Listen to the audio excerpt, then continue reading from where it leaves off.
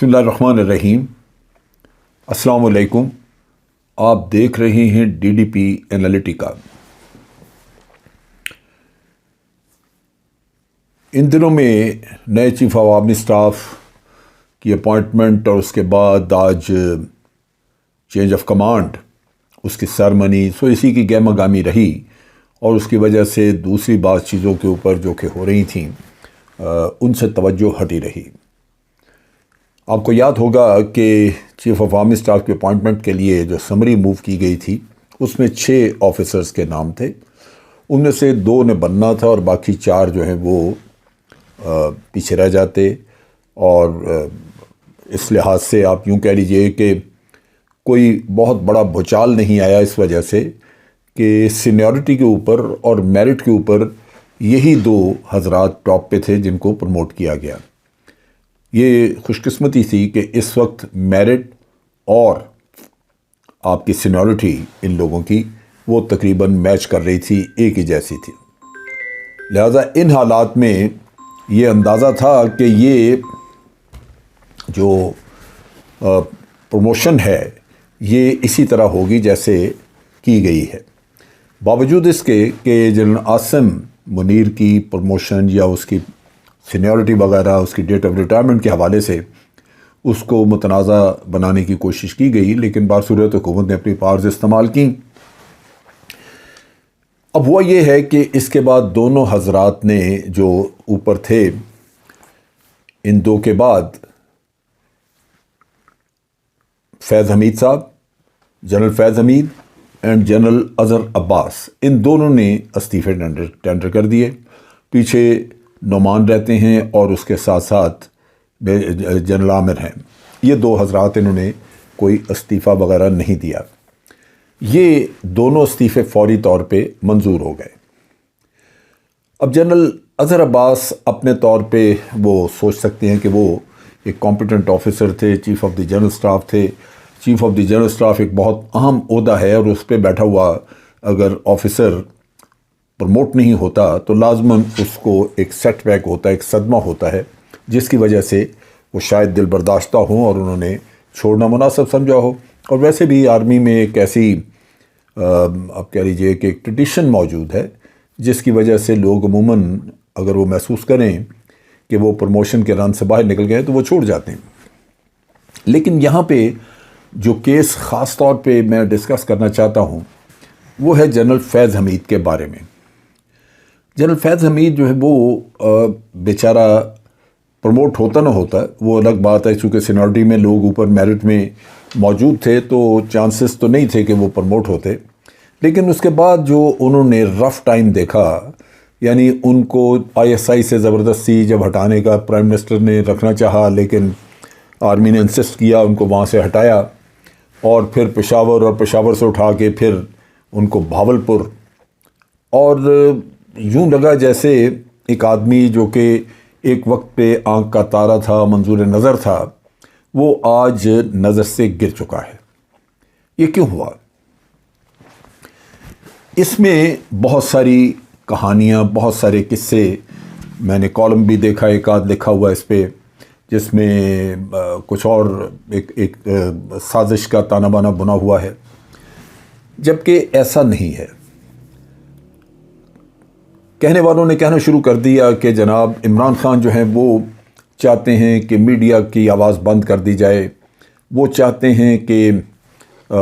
لوگوں کی پکڑ دکڑ ہو جائے، اور فیض حمید اس میں ان کی معاونت کر رہے تھے، لہذا یہ درست نہیں تھا اور ان کو اس وجہ سے ہٹانا ضروری تھا۔ بعض لوگ یہ کہنا شروع ہو گئے کہ فیض حمید خود chief of the army staff بننا چاہتے تھے اور اس کے لیے انہوں نے عمران خان کو راضی کر لیا تھا کہ وہ جنرل قمر جاوید باجوہ کو قبل از وقت گھر بھیج دیں اور پھر اس کے بعد چیف آف آرمی اسٹاف ان کو لگا دیا جائے، فیض حمید کو۔ یہ ساری چیزیں جو ہیں یہ ایک خاص مقصد کے تحت کی گئیں۔ فیض حمید ٹارگٹ بنایا گیا۔ آپ نے دیکھا کہ جب شروع میں الیکشن ہوئے 2018 کے، اور اس الیکشن میں بھی فیض حمید پرومیننٹ تھے آئی ایس آئی کی طرف سے، اور الیکشن کے لیے پی ڈی ایم کے جو آج جماعتیں ہیں انہوں نے کہنا شروع کیا کہ آرمی نے عمران خان کو الیکشن جتوایا ہے اور اس پہ جو کچھ بھی ہوا ہے وہ آرمی نے کروایا ہے، اور سلیکٹڈ کا کہنا شروع کر دیا اور آرمی کو سلیکٹڈ کہنا شروع کر دیا، اور سر فہرست اس میں فیض حمید کا نام آنا شروع ہوا کہ جی فیض حمید نے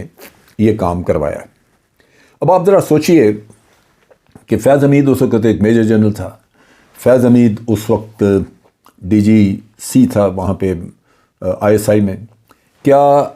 ایک میجر جنرل یہ فیض حمید اتنا بڑا کام اگر انہوں نے کیا ہی ہے کوئی الیکشن میں اس طرح کا، تو وہ چیف آف آرمی اسٹاف کی اجازت یا اس کے حکم کے بغیر کر سکتا تھا؟ لازماً اس کو چیف آف آرمی اسٹاف نے کوئی پالیسی دی، اس سے مانگے ہوں گے رزلٹ کہ جی یہ کرنا ہے، اس کے رزلٹ دیں، تو اس کے مطابق اگر اس نے کچھ کیا ہے تو وہ اس کے مطابق تھا۔ سولو فلائٹ تو اس سٹیج کے اوپر کوئی لے نہیں سکتا۔ اب اگر اس نے یہ کام کیا الیکشن جتوانے کا، مثال کے طور پہ میں اس کو صحیح سمجھ لوں، تو غلط کام تو جنرل باجوہ نے بھی کیا، اس نے بھی کیا، لیکن الزام اس پہ، لہذا نون لیگ نے اس کو ٹارگٹ کرنا شروع کیا۔ اس کے بعد پھر جو چیزیں ہوئیں اس میں ایک آدھ کیس اور تھا جہاں جسٹس شوکت صدیقی نے یہ الزام عائد کرنا شروع کیا کہ فیض حمید میرے پاس آئے اور انہوں نے کہا کہ یہ جو اس کو سزا ہوئی ہے، جو نواز شریف کو اور اس کی بیٹی کو مریم کو، ان کی ضمانت نہیں ہونی چاہیے تاکہ یہ الیکشن سے باہر رہیں۔ میں نے فیض حمید سے بار بار یہ چیک کیا اور اس نے بارہا کہا کہ میں ان کے پاس گیا تھا اس کام کے لیے نہیں، اس کی بات ہوئی نہیں، یہ شخص غلط بیانی کر رہا ہے، جبکہ بات یہ ہوئی تھی کہ آئی ایس آئی کا رستہ بند کر دیا ہوا ہے، اور ہم نے جو رستہ بند کیا وہ دہشت گردی کے نقطہ نگاہ سے کیا تھا کہ اس طرف کوئی آئے نہ، اور انہوں نے کورٹ آرڈر دے دیا کہ جناب یہ عام آدمی کا رستہ، اس کو کھول دیا جائے۔ تو فیض حمید نے کہا کہ میں اس معاملے میں گیا تھا کہ جناب یہ ایسا فیصلہ نہ کریں، ہماری سیکیورٹی جو ہے وہ جیپرڈائز ہو رہی ہے۔ بہرصورت اس قصے کو چھالا اور میاں صاحب نے انہی چیزوں کا نام لے لے کے فیض حمید کو ٹارگٹ کرنا شروع کر دیا کہ انہوں نے میری ضمانت نہیں ہونے دی۔ اور اگر مثال کے طور پہ یہ ہوا بھی ہو کہ فیض حمید نے ضمانت نہیں ہونے دی، تو کیا وہ جنرل باجوہ کے کہنے پہ ہوا ہوگا، ان کی اجازت کے بغیر ہوا ہوگا، ان کے کہنے کے بغیر ہو گیا ہوگا؟ میرا نہیں خیال کہ اگر اس طرح کا کوئی سٹیپ لیا بھی گیا ہے تو فیض حمید خود بخود یہ کر سکتے تھے۔ اب اس قدر فیض حمید کو بنا دیا گیا کنٹروورشل پولیٹیکلی کہ اس آدمی کے لیے کام کرنا جو ہے وہ بھی مشکل ہو گیا۔ یہاں تک کہ میڈیا سپورٹ کر رہا تھا نواز شریف یا پی ڈی ایم کے لوگوں کو، ان میڈیا گروپس نے کیمپین چلانی شروع کر دی فیض حمید کے خلاف۔ فیض حمید کو جب وہ ان چیزوں سے کارنر نہ کر سکے تو پھر یہ اندر سازشیں بننی شروع ہوئیں کہ یہ شخص جو ہے فیض حمید، یہ عمران خان کے ساتھ مل گیا ہے اور مل کے دونوں آپریٹ کر رہے ہیں، اور ان کی مرضی ہے کہ جنرل باجوہ کو فارغ کر کے تو خود یہ سنبھال لیں،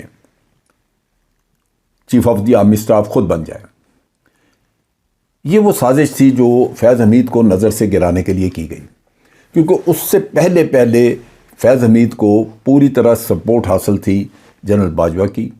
اور فیض حمید کو جو سپورٹ حاصل تھی اس کی بنیادی وجہ یہ ہے کہ فیض حمید کا اور جنرل باجوہ کا بہت دیر کا ساتھ تھا۔ فیض حمید بہت دفعہ جنرل باجوہ کے نیچے سروس کر چکے تھے۔ تو ان حالات میں ہونا یہی تھا کہ یہ اعتماد قائم رہتا اور فیض حمید شاید کام کرتے رہتے، لیکن اس کی سازشوں کے ذریعے اس کی ریپوٹیشن اتنی خراب کی گئی کہ اس کے لیے حقیقتاً کام کرنا مشکل ہو گیا۔ اب ان حالات میں جب کہ چیف آف آرمی اسٹاف والا قصہ بھی ختم ہو گیا، نئے چیف آف آرمی اسٹاف آ گئے، جنرل قمر جاوید باجوہ ریٹائر ہو گئے، تو کیا فیض حمید کے لیے وہاں ماحول ایسا رہ سکتا تھا کہ وہ سروس کرتا؟ میرا اپنا خیال ہے کہ سازشیں نہیں بننی چاہیے۔ میں ذاتی طور پہ تو یہی سمجھتا ہوں کہ فیض حمید نے ایک ویسے اچھا فیصلہ کیا کہ وہ ان دوران نہیں رہے اور انہوں نے اپنی ٹریڈیشنز کے مطابق استعفیٰ دے دیا۔ میرے نقطہ نگاہ سے یہی ہے، لیکن میں ان سازشی عناصر کو یہ جواب دینا چاہتا ہوں جو اس کے بارے میں فیض حمید کو ٹارگٹ کر رہے ہیں اور کالمز لکھ رہے ہیں۔ ان کے لیے میں گوش گزار کرنا چاہتا ہوں کہ یہ جو پروموشن کا مسئلہ ہے یہ بڑا نازک ہوتا ہے، اور اس کے پروموشن کے قریب جب ہم پہنچتے ہیں،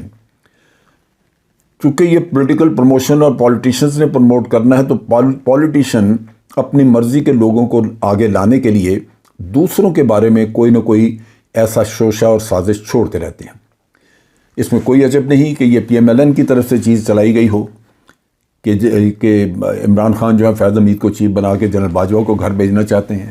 جس سے جنرل باجوہ ٹھٹکے ہوں اور انہوں نے اس کی ٹرانسفرز اور اس کو اعلانے شروع کر دیا ہو۔ ان چیزوں کے نیگیٹو ایفیکٹ آئے ہیں۔ آپ دیکھیے کہ کے پی کے میں دہشت گردی بڑھنا شروع ہو گئی۔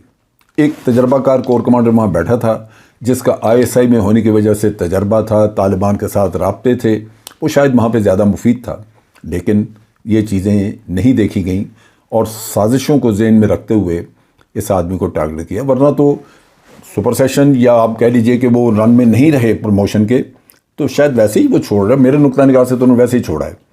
لیکن میں اخباری کالمز کو دیکھنے کے بعد اس نتیجے پہ پہنچا ہوں کہ یہ سازشیں بھی غالباً موجود تھیں جن کا تانا بانا بن کے فیض حمید کو ٹارگٹ کیا جاتا رہا۔ یہ قابل افسوس ہے۔ ایک آدمی ریٹائرمنٹ تو اس کی آنی ہے، ہوتی ہے جب بھی کبھی، آپ جس طرح ایک آدمی پیدا ہوتا ہے اور اس کے بعد موت بالکل آنی ہے، اسی طرح آپ جاب پہ جائیں تو ریٹائرمنٹ بھی آنی ہے، تو اس کا کوئی ملال نہیں۔ لیکن اگر آپ کو سازشوں کے ذریعے بے توقیر کر کے نکالا جائے تو وہ لازماً ہر شخص کے لیے، جو بھی کوئی ٹارگٹ ہو، اس کے لیے تکلیف دہ ہوگا۔ آج کے لیے اتنا ہی۔ افواج پاکستان زندہ باد، پاکستان پائندہ باد۔